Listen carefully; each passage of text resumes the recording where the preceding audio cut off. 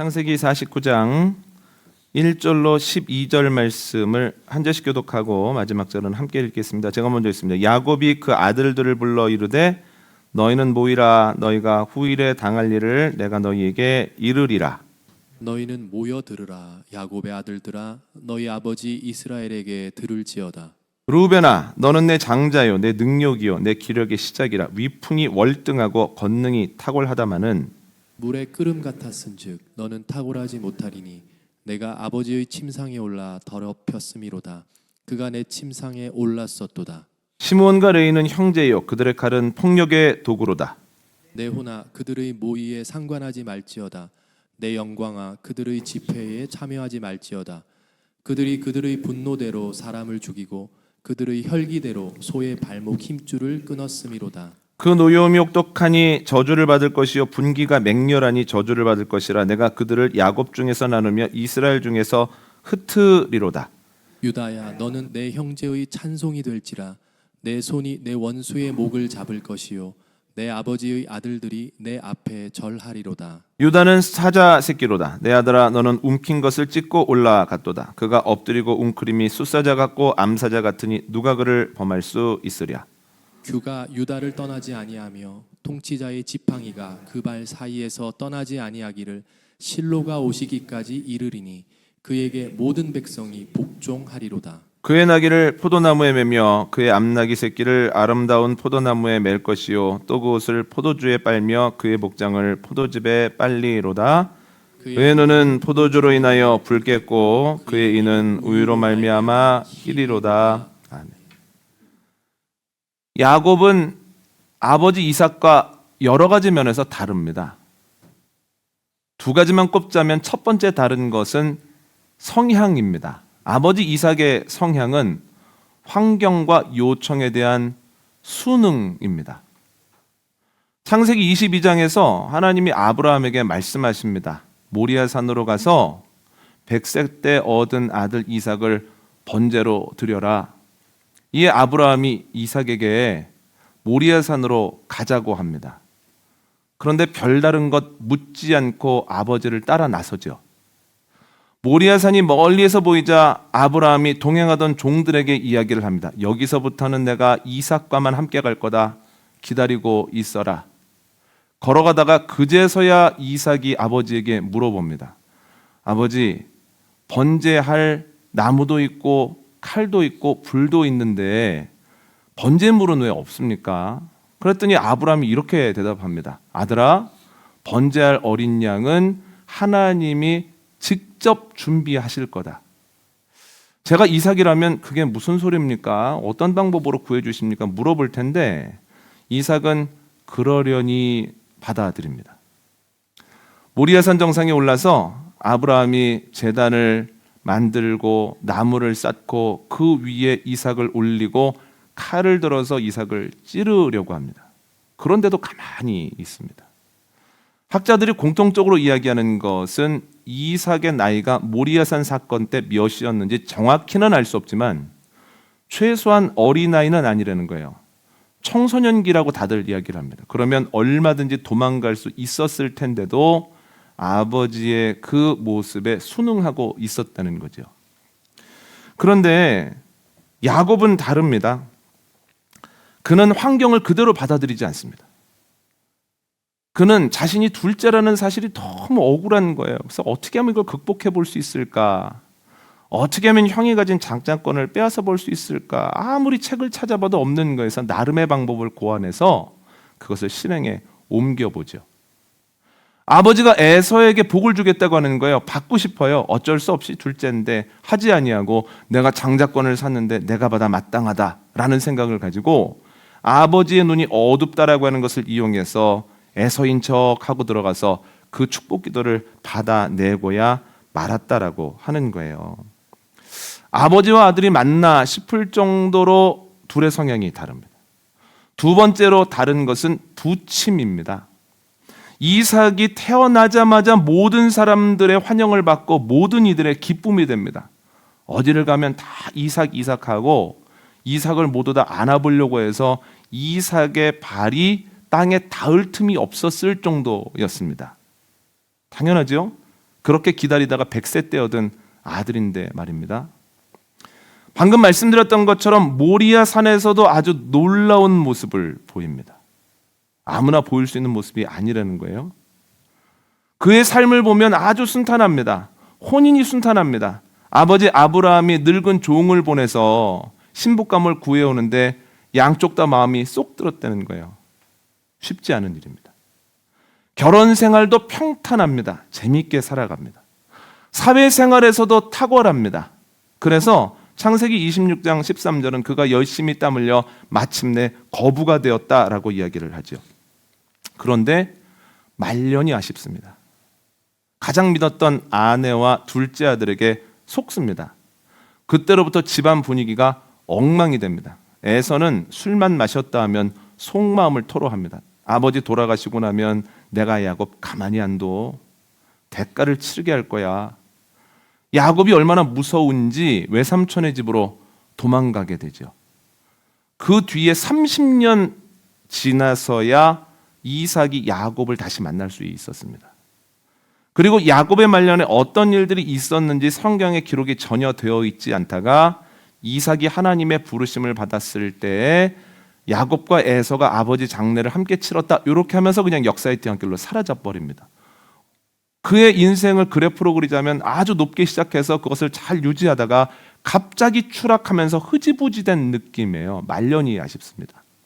그런데 야곱을 보면 완전히 반대라고 하는 거예요.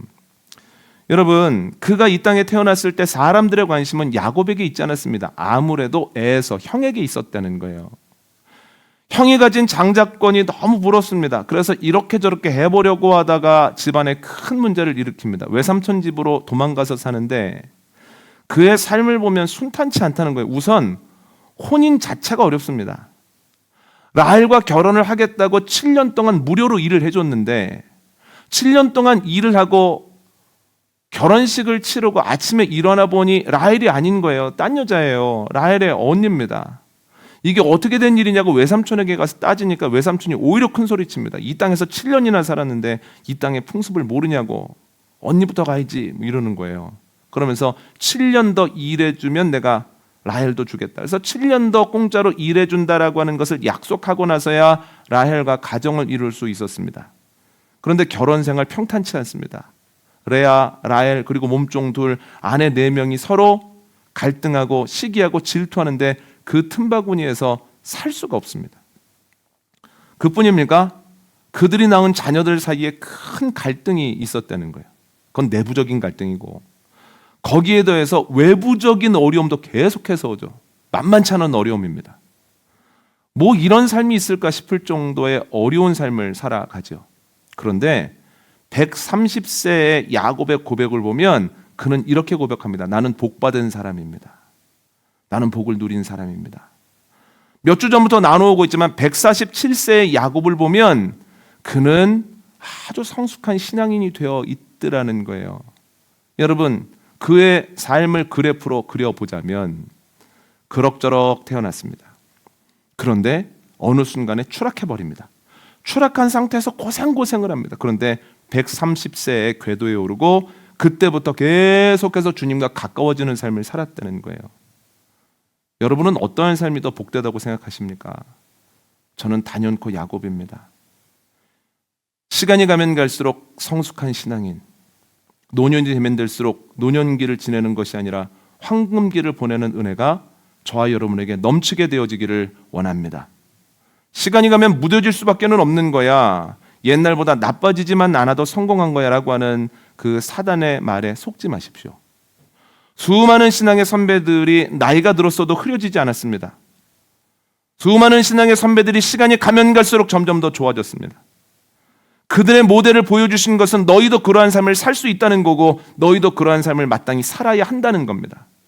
여러분, 시간이 가면 갈수록 초심을 지키는 것에 집중하는 것이 아니라 예전의 마음을 넘어서는 그 신앙, 예전의 마음을 넘어서는 하나님의 사랑을 가지고 살아가는 은혜가 저와 여러분에게 넘치게 되기를 원합니다.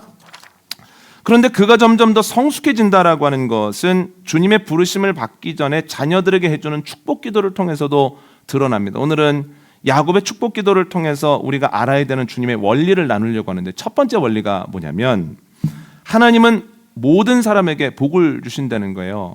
말년이 조금 아쉬웠던 이삭의 축복 기도 장면을 한번 볼까요? 창세기 27장 1절로 4절을 읽습니다. 시작. 이삭이 나이가 많아 눈이 어두워 잘 보지 못하더니 맏아들 에서를 불러 이르되 내 아들아 하매 그가 이르되 내가 여기 있나이다 하니 이삭이 이르되 내가 이제 늙어 어느 날 죽을는지 알지 못하니 그런즉 내 기구 곧 화살통과 활을 가지고 들에 가서 나를 위하여 사냥하여 내가 즐기는 별미를 만들어 내게로 가져와서 먹게 하여 내가 죽기 전에 내 마음껏 내게 축복하게 하라. 아멘. 이삭이 장남 에서를 불러서 말합니다. 더 늦기 전에 나에게 축복기도 받을 생각을 해라. 준비를 해라. 사냥을 나가서 무엇인가를 잡아와서 그것으로 내가 좋아하는 것들을 만들어 가지고 와라. 예전에 이에 대한 해석을 이렇게 하시는 분들도 있었습니다. 식탐이 문제다. 나이가 들면서 눈도 어두워졌지만 무엇인가를 탐하기 때문에 실수하는 거다. 그런데 이 구절의 문제는 그게 아닙니다. 이 구절을 통해서 드러난 이삭의 문제는 편애입니다. 이삭이 에서만 사랑한다는 거예요. 이삭은 에서에게만 축복기도 해주려고 했습니다. 아, 목사님, 그냥 첫 번째로는 에서 해주고 한 일주일 지나서 야곱한테 축복기도 해주려고 그랬던 것 아닐까요? 이렇게 물으실 수 있겠지만 창세기 27장 36절을 보면 그게 아니라고 하는 것을 알 수 있습니다. 야곱이 축복기도를 받고 나갔는데 에서가 사냥해서 돌아와 음식을 요리하여서 아버지께 옵니다. 아버지가 깜짝 놀랍니다. 내가 분명히 축복기도를 했는데 그게 에서가 아니었구나 하고 야곱에게 속은 걸 알거든요. 그러니까 에서가 깜짝 놀라서 아버지, 그러면 저를 위해 남은 복은 없습니까? 라고 얘기했을 때 이삭이 이렇게 얘기를 합니다. 내가 할 수 있는 것이 없다. 그러면 남은 복이 있는 겁니까? 없는 겁니까? 없죠. 왜 그렇습니까? 에서라고 생각을 하고 모든 축복의 말을 에서에게만 다 줬거든요. 그러니까 애초에 에서에게만 복을 주려고 생각을 하고 있었던 거예요. 그럼 또 이렇게 이삭의 편을 드실 수도 있습니다. 목사님, 돌아다니면서 살다 보니 장자에게는 2몫을 주고 다른 아들들에게는 1몫씩을 나누어주는 그 지역의 상식에 대해서 무지했을 수도 있는 것 아닙니까? 그런데 그렇지 않습니다. 여러분, 창세기 25장 6절을 보면 아브라함이 자기의 자녀들에게 유산을 물려주는 내용이 나오거든요. 그런데 이렇게 합니다. 자신이 장자로 생각하는 이삭에게는 아브라함이 2몫을 주고 나머지 아들들에게는 1몫씩을 나누어 줍니다. 그러면서 어떤 조건을 거냐면 이걸 가지고 멀리 가서 살아, 동방에 가서 살아, 이렇게 이야기를 합니다. 왜 그럴까요? 이삭에게만 모든 것을 주었을 때 본인의 사후에 다른 아들들과 분쟁이 일어날 여지가 있기 때문이에요. 그러한 명분을 주지 않기 위해서 본인이 살았을 때 맑을 때 이삭에게는 2몫을, 나머지 아들들에게는 1몫을 주고 거리를 멀리 떨어뜨렸다는 거예요. 그걸 가장 가까이에서 본 게 이삭입니다. 그러므로 장자에게는 2몫, 차남에게는 1몫이라고 하는 그 원칙을 이삭이 모를 리가 없지요. 그럼에도 불구하고 에서에게만 복을 주려고 했다는 거예요. 이삭이 얼마나 속상하겠습니까? 아버지가 얼마나 밉겠습니까? 그런데 노년의 야곱은 다르다는 거예요. 오늘 본문을 읽어보면 야곱은 첫째인 루벤에서부터 막내인 베냐민에 이르기까지 다 머리에 손을 얹고 기도를 해줍니다. 이게 공정한 겁니다. 공정할 뿐만 아니라 모든 사람에게 복을 주시는 하나님의 모습과 닮아 있는 거고 하나님이 기뻐하시는 모습이라는 거예요. 아이들 졸업식에 가보면 요즘은 한 학년에 졸업하는 애들이 채 100명이 안 되었더군요. 그러니까 이 아이들이 교장 선생님께 나와서 한 사람씩 졸업장 받고 상장 받고 들어갑니다. 그런데 제가 고등학교를 졸업할 때까지만 해도 이러한 형식이 불가했습니다. 저와 함께 졸업한 친구들이 저희 학교에서만 1000명이 넘습니다. 1000명이 교장 선생님께 나와서 하나하나 받았다가는 하루 종일 해야 됩니다. 그러니까 그런 방법이 불가하죠. 그러면 어떤 방법으로 졸업장을 수여하나요? 이렇게 합니다. 졸업장을 수여하겠습니다. 누구누구 외 1000명, 그러면 한 사람만 나오고 다 일어나죠. 개근상을 수여하겠습니다. 개근상 누구누구 외 300명, 그럼 다 300명이 일어나는 겁니다. 성적 우수자 누구누구의 몇 명 일어나는 겁니다. 대표로 그 사람만 받죠. 그런데 그 시기 다 끝나가고 난 다음에 각자의 반에 들어가서 선생님이 한 사람 한 사람을 호명하면서 그 반에서 그들이 생활했던 그 자리에서 상장과 졸업장과 이 모든 것들을 나누어 준다라고 하는 거예요. 한 사람이 대표로 받았지만 모든 사람이 받은 겁니다. 창세기 1장을 보면 하나님께서 창조하시고 아담과 하와에게 복을 주시죠. 생육하고 번성하라, 땅에 충만하라, 땅의 다스림을 받지 말고 니네가 정복하고 살아라, 이렇게 말씀을 하시죠. 두 사람에게만 주신 것이 아니라 그들에게 복을 주셨다라고 하는 것은 창조된 모든 이들에게 동일한 복이 주어졌다는 거예요. 창세기 9장을 보면 홍수 이후에 방주에서 나오는 노아와 그의 가족들에게 하나님이 동일한 복을 주시거든요. 그게 뭘 의미할까요? 그들밖에 세상에 없었기 때문에 홍수 이후의 모든 사람들에게 하나님께서 복을 약속하셨다는 거예요. 여러분 기억하셔야 되는 게 있습니다. 우리는 하나님께 복을 받은 존재입니다. 어떤 순간에도 이 사실을 잊어버리면 안 됩니다. 하나님께 복을 받았기 때문에 하나님께서 우리에게 주기를 원하시는 것이 있고, 때때로 우리가 하나님을 멀리 떠난다고 해도 하나님은 절대로 우리를 포기하지 않으신다는 거예요. 그래서 어떤 상황 속에서도 그렇지, 나는 하나님께 복을 받은 존재지, 하나님이 사랑하는 존재지 라고 하는 것을 기억해야 합니다. 내가 하나님의 복을 받은 존재고 우리 가정 하나님께 복을 받은 가정이라고 하는 것을 늘 기억하는 저와 여러분 되어주시기를 원합니다. 그런데 성경을 꼼꼼히 읽어보시고 이렇게 물어보실 수 있을 것 같습니다. 목사님, 그런데 오늘 말씀을 읽어보니까 유다 같은 경우는 확실히 복을 받는 것 같은데 다른 자녀들은 복이 아니라 저주 비슷한 걸 받는 것 같습니다.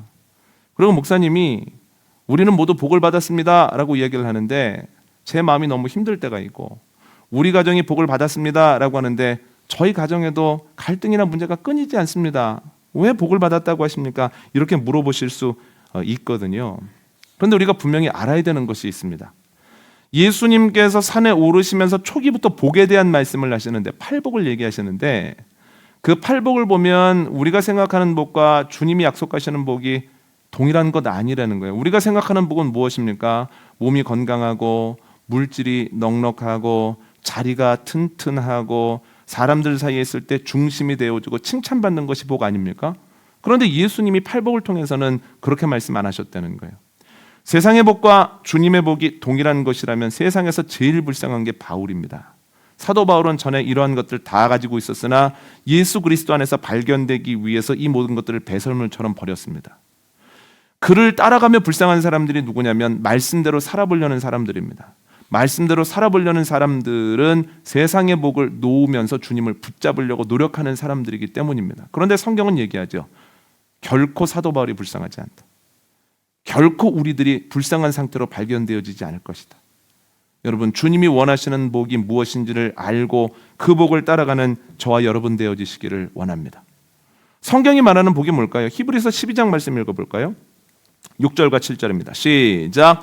주께서 그 사랑하시는 자를 징계하시고 그가 받아들이시는 아들마다 채찍질하심이라 하였으니 너희가 참음은 징계를 받기 위함이라. 하나님이 아들과 같이 너희를 대우하시나니 어찌 아버지가 징계하지 않는 아들이 있으리요. 아멘. 히브리서 기자가 말합니다. 주님께 징계를 받을 때 낙심하지 말아라. 오히려 확증받아라. 잘 되기를 바라고 성장하기를 바라는 그 아들에 대한 사랑을 가지고 있는 아버지만이 굳이 징계하고 굳이 이끌어낸다라고 하는 거예요. 그러므로 최고의 복은 무엇입니까? 죄를 지었을 때 벌을 받는 겁니다. 그러면 최고의 벌은 무엇입니까? 잘못했는데 내버려 두는 거예요. 죄를 지었는데 아무런 얘기를 하지 않는 겁니다. 예전에 아이들 여름 수련회를 하는데 한 전도사님이 이런 말씀하셨던 기억이 있습니다. 자기가 초등학교 때부터 고등학교 때까지 살았던 삶을 생각하면 억울함의 연속이라는 거예요. 다른 친구들 다 말썽을 부리고 나서 안전하겠다 싶어서 본인이 말썽을 부리면 그때 선생님이 딱 들어와서 일어서 이런다는 거예요. 그러니까 꼭 자기가 거기에 걸린다는 거예요. 뭘 하든 자기가 끝물리라는 거예요. 그래서 늘 생각한 게 뭐냐면 나는 왜 이렇게 운이 없을까? 주님 만나기 전에는 좀 격한 단어를 쓰면 나는 왜 이렇게 재수가 없나? 내가 뭘 하면 늘 걸릴까? 이런 생각을 했다는 거예요. 그런데 은혜를 받으면서 이게 주님의 사랑이었구나. 주님이 나를 얼마나 사랑하시는지 조금만 길 밖으로 가려고 하면 안 돼. 길 밖으로 가면 안 돼. 조금만 주님을 등지려고 하면 안 돼. 나를 바라봐야 돼. 끊임없이 나를 붙잡아 주시고 징계하시고 나를 훈련시키셨었구나. 주님의 사랑이 굉장히 컸구나라고 하는 것을 깨닫게 되었다라고 하는 거예요. 여러분, 우리 모두는 주님의 복을 받은 사람들입니다. 그래서 남들보다 힘든 것이 당연합니다. 똑같이 죄를 지어도 주님께서 더 힘든 마음을 주시는 거예요. 너 교회 다니고 직분도 가지고 있고 말씀도 듣고 결단했는데 왜 또 거기서 넘어졌니? 내가 너를 사랑했는데 너는 왜 그 사람 사랑 못하니? 내가 있게 한 자리에서 너는 왜 내 뜻이 아니라 네 뜻대로 하니? 내 영광을 드러내라고 하나님 나라를 확장하라고 내가 분명히 명령했는데 너는 왜 네 나라를 확장하고 네가 칭찬받지 못하면 힘드니? 내가 분명히 너와 함께 한다고 했는데 네가 계획하고 네가 힘쓰는 대로 안 된다고 왜 어려워하니? 내가 네 모든 것을 보고 있는데 너 사람들에게 혹은 여러 가지로 오해를 받고 억울하다고 왜 너 중간 결산하니? 주님께서 다른 사람들은 느끼지 않아도 되는, 다른 사람들은 느끼지 않는 불편한 아픔들을 계속 주신다는 거예요. 여러분, 그러나 이것이 사랑이라고 하는 것을 기억하는 저와 여러분 되어주시기를 원합니다. 주님께서 우리를 그렇게 만지심으로, 그렇게 징계하심으로, 그렇게 말씀해 주심으로 우리를 바른 길 가게 하시고 멈추지 않고 성장하게 하심으로 우리를 통해서 주님의 영광을, 주님의 성품을 드러내실 것이기 때문입니다.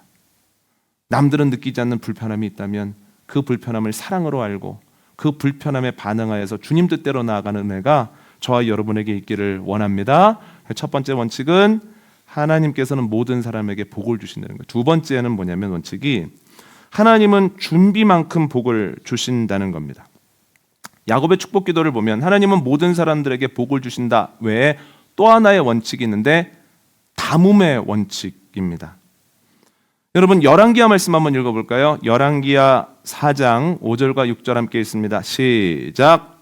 여인이 물러가서 그의 두 아들과 함께 문을 닫은 후에 그들은 그릇을 그에게로 가져오고 그는 부었더니 그릇에 다 찬지라. 여인이 아들에게 이르되 또 그릇을 내게로 가져오라 하니 아들이 이르되 다른 그릇이 없나이다 하니 기름이 곧 그쳤더라. 아멘.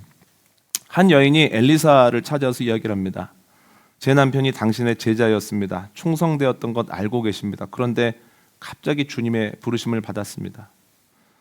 남긴 게 빚밖에 없습니다. 그런데 얼마나 심각한지 이제는 빚 때문에 저와 두 아들이 빚을 준 사람의 종이 될 처지에 이르렀습니다. 어떻게 하면 좋겠습니까? 그랬더니 엘리사가 집에 뭐가 남았니? 이렇게 물어봅니다. 그랬더니 기름 한 병 남았습니다. 그래?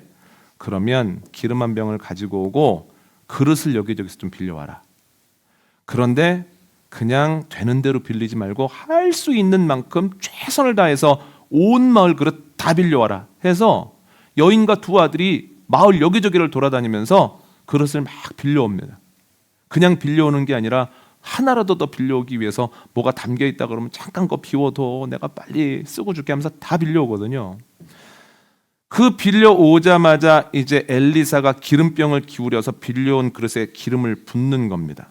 그게 참 신기하죠? 기름병은 작고 빌려온 그릇은 큰데 이 기름병에 들어있는 기름이 큰 그릇을 채우고도 남음이 있는 거예요. 그래서 그 다음 그릇을 대면 또 채우고 그 다음 그릇을 대면 또 채우고 해서 빌려온 그릇에 가득 찹니다. 그리고 엘리사가 이야기합니다. 더 없어? 그랬더니 예, 빌려온 그릇 여기까지입니다. 그랬더니 그 기름병에서 기름이 그치더라는 거예요. 정리하자면 주님은 그릇이 준비된 때로부터 준비된 그릇이 떨어질 때까지 부족함이 없는 은혜를, 기름을 그 가정에 허락하셨다라고 하는 거예요. 이걸 통해서 알 수 있는 것은 그릇이 준비되어 있을 때 준비된 것만큼만 주님의 은혜가 담긴다는 거예요. 이런 관점에서 보면 루벤에게 주님의 넉넉한 은혜가 담기지 못한 이유가 있습니다. 한번 읽어볼까요? 3절과 4절 함께 읽겠습니다. 시작. 루벤아, 너는 내 장자요, 내 능력이요, 내 기력의 시작이라. 위풍이 월등하고 권능이 탁월하다마는 물의 끓음 같았은즉 너는 탁월하지 못하리니 내가 아버지의 침상에 올라 더럽혔음이로다. 그가 내 침상에 올랐었도다. 아멘. 루벤이 장자로 태어났습니다. 장자로 태어났다고 하는 것은 이런저런 특권을 누리게 된다는 뜻입니다. 그리고 그는 기력이 아주 월등했습니다. 누가 봐도 풍채가 좋고 힘이 좋았습니다. 그럼에도 불구하고 장자로서의 은혜도 누리지 못하고 또한 장자로서의 권위도 누리지 못했습니다. 야곱이 그에게 이렇게 얘기하죠. 너 탁월하지 못할 거야. 근데 그 이유가 무엇일까요? 4절에 그 이유가 나오는데 서모였던 빌하의 침상에 올랐기 때문입니다. 죄를 졌다는 거예요. 심각한 죄를. 그런데 심각한 죄를 지은 것도 문제지만 그가 그 죄에 대해서 단 한 번도 심각하게 회개를 하지 않았다라고 하는 거예요. 깨어진 그릇인과 동시에 그것을 방치했을 때 더러운 그릇이었다는 거예요. 그렇기 때문에 주님께서 그 은혜를 그에게 부어주실 수 없었습니다. 마치 깨진 그릇에 음식을 담지 않고 더러워진 그릇이 씻겨지기 전에는 그 그릇을 사용하지 않는 것처럼 말입니다. 성경을 읽어보면 루벤과 같은 사람들이 있습니다. 대표적인 경우가 사울왕입니다. 사울왕이 죄를 짓습니다. 사무엘을 기다려야 되는데 상황이 점점 어려워지는 것 같으니까 본인이 예배를 드려버립니다. 예배를 마치자마자 사무엘이 와서 책망을 합니다. 그랬더니 그때 회개하지 않고 핑계를 댑니다. 그가 아말렉과의 싸움에서 대승을 거둡니다. 분명히 하나님께서 아말렉을 이기고 나면 나 진멸하라고 하셨거든요. 그것이 지금은 좋아 보이지만 남아있으면 큰 문제가 될 거다. 그들로 인해 죄를 짓게 될 거다. 그런데 아까워서 남깁니다. 좋은 것만 남깁니다. 하나님이 사무엘을 보내셔서 책망하시거든요. 그때 회개했어야 됩니다. 주님, 제가 잠시 욕심의 눈이 멀었나 봅니다. 지금이라도 제가 바른 길 가겠습니다. 용서해 주시기를 원합니다. 하면 좋은데 또 핑계를 댑니다. 내가 좋은 것 남겨서 주님께 예배하려고 했다고. 그랬더니 사무엘이 뭐라고 얘기합니까? 순종이 제사보다 주님을 훨씬 더 기쁘게 합니다. 하나님이 당신을 버릴 겁니다. 하고 뒤를 딱 돌아버립니다. 여러분, 사울왕의 문제가 뭐냐면 죄를 지음으로 그의 마음이 깨졌다는 거예요. 그런데 깨진 것에서 멈춰서 그것을 회복하려고 하고 깨끗해지려고 하는 회복과 거룩의 노력을 안 했을 때 하나님이 이스라엘이라고 하는 나라를 그의 심령과 가정에 담아주실 수가 없더라는 거예요. 그런데 모든 사람이 루벤의 길을 걸어가는 건 아닙니다. 다윗은 정반대의 길을 걸어갑니다. 다윗이 승승장구하다가 이 마음이 나태해져 버립니다. 병사들이 목숨 걸고 싸우고 있을 때 자기는 왕궁에 남아서 낮잠 자고 저녁에 죄를 짓습니다. 그 죄를 가려보기 위해서 노력하다가 남편까지 죽입니다. 그런데 하나님께서 회개하지 않는 다윗을 보시고 돌이키지 않는 다윗을 보시고 나단을 보내셔서 책망하시거든요. 그랬을 때 다윗이 어떻게 합니까? 하나님 앞에서 눈물을 흘리면서 회개하고 죄값을 치릅니다. 죄를 지었을 때 다윗이 깨지거든요. 그런데 주님께 회개하는 순간 이 깨어진 그릇이 회복되어지고 더러웠던 그의 심령이, 음욕으로 가득 찼던 그의 심령이 다시 성령으로 가득 찼다는 거예요. 그랬을 때 주님께서 회복된 거룩한 다윗을 통해서 일하신다는 거예요. 이스라엘을 그에게 담아주시죠. 이스라엘을 그의 가문에 담아주시죠. 그의 가문에 여러 사람들이 죄를 지었으나 그때마다 주님께서 뭐라고 말씀하십니까? 내가 다윗을 봐서라도 내가 계속해서 이 이스라엘을 그의 가문에 담으리라 이렇게 말씀하시죠. 여러분, 우리가 기억해야 되는 원칙이 있습니다. 그릇이 준비될 때 담깁니다. 은혜가. 그릇이 준비된 것만큼 담깁니다. 그렇다면 우리가 해야 되는 것은 무엇입니까? 내가 담길 만한 그릇을 준비했는가? 그 그릇이 깨어지거나 혹은 더러운 상태는 아닌가를 점검하고 주님이 생각나게 하시는 것이 있으면 회개함으로 회복하고 거룩해져야 된다는, 그래야만 쓰실 수 있죠. 제가 이런 생각을 했습니다. 아하, 하나님께서 새벽마다 말씀을 전하게 하시고 주일마다 또 말씀을 나눌 수 있게 해주시는 특권을 저에게 주셨는데 이 말씀의 은혜가 담기려면 내가 굉장히 조심해야 되겠구나. 내 심령이 깨어지거나 내 심령이 거룩하지 못하면 이 설교를 통해서 주님께서 일하시지 않겠구나. 다른 사람들은 몰라도 하나님은 아시는데 하나님 보시기에 깨어져 있으면, 하나님 보시기에 거룩하지 않으면, 내가 하나님 사랑하지 않으면 결코 이 말씀을 통해서 역사가 일어나지 않겠구나. 여러분, 저를 위해서 기도해 주시기를 원합니다. 저도 열심히 노력하겠습니다. 깨어지지 않도록, 거룩함을 잃지 않도록 노력할 것입니다. 그리고 저희 부목사님들 위해서도 기도해 주시기를 원합니다. 깨어지지 않도록, 거룩함을 잃지 않도록 기도해 주실 때 그 말씀과 사역 위에 주님의 은혜가 담기고 끝까지 주님의 쓰임을 받는 하나님의 자녀들이 될 것입니다. 이런 생각을 했습니다. 아하, 이 생명문교회 예배가 은혜를 담을 수 있는 그릇이 되었으면 좋겠구나. 그러기 위해서는 깨어짐이 없어야 되고 거룩함을 잃으면 안 됩니다. 저희가 매주일 7시 30분에 기도회를 합니다. 사역자들이 모여서 목회자들과. 그 이름이 뭐죠? 영적 무장 기도회죠. 그죠? 영적으로 무장되어 있지 아니하고 깨어지면 예배가 그럴싸해 보여도 예배의 은혜가 결코 담길 수 없기 때문입니다. 사역자들 간에 불편한 게 있거나 또한 말 한마디를 통해서 서로의 마음이 깨뜨려지는 순간에 예배가 사람 보기에는 그럴싸하지만 그 예배를 통해서는 하나님의 은혜를 부어주실 수 없고 그 예배를 통해서 사람들의 심령을 만져주실 수 없다는 거예요. 또 하나 있습니다. 여러분, 주님께서 은혜를 담을 만한 심령의 사람들이 되어주시기를 원합니다. 예배를 드리러 오는 이들의 마음이 깨어져 있거나 예배를 드리러 오는 이들의 마음에 거룩함이 사라져 있으면 주님께서 아무리 많은 은혜를 준비하셔도 그 은혜가 담기지 못합니다. 말씀을 들어도 말씀이 들리지 않습니다. 말씀이 안으로 들어와도 뿌리를 내리지 못합니다. 말씀이 뿌리까지만 내리고 삶의 자리로 나아가면 금방 그 악한 상황 속에서 그 뿌리가 말라버리거나 그것이 더 이상 성장하지 못하고 죽어버린다는 거예요. 그래서 제가 누차 말씀드리는 것이 있습니다. 토요일날 새벽기도마다 영적 기름 부음이 있는 예배가 될 뿐만 아니라 그것을 받을 수 있는 심령을 교인들도 준비해야 된다. 그러므로 특별히 토요일부터는 마음이 깨어지지 않도록 조심해야 되고 또한 내 마음속에 분노와 같은 부정적 감정이 주인 노릇하지 못하도록 힘써야 된다. 제가 이런 생각을 했습니다. 우리의 아이들이 주님께 쓰임 받았으면 좋겠다. 모두가 어렵다고 이야기하는 이 시대에 우리 아이들이 가는 곳마다 밝아지고 우리 아이들이 가는 곳마다 정상적으로 모든 일들이 돌아갔으면 좋겠다. 그러기 위해서는 어떻게 됩니까?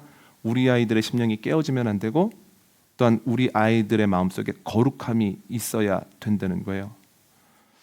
우리 아이들을 그렇게 신앙으로 양육할 수 있는 교회가 되어지기를 원합니다. 오늘 말씀 정리합니다. 야곱은 갈수록 성숙한 신앙인의 모습을 보입니다. 축복 기도를 통해서도 그의 성숙함이 드러나는데 두 가지입니다. 첫 번째는 모두에게 복을 준다는 겁니다. 주님께서도 우리 모두에게 복을 주셨습니다. 그 복은 다른 길을 걸어갈 때 찔리게 하시고 울게 하시는 그 복입니다. 두 번째는 준비되어 있을 때 준비된 것만큼 우리에게 담아주십니다. 이것을 기억하고 심령 깨어지지 아니하도록 거룩함을 잃지 아니하도록 힘쓸 때 주님이 기뻐하시는 일들이 우리를 통해서 우리 자녀들을 통해서 온전히 일어나게 되어지기를 원합니다.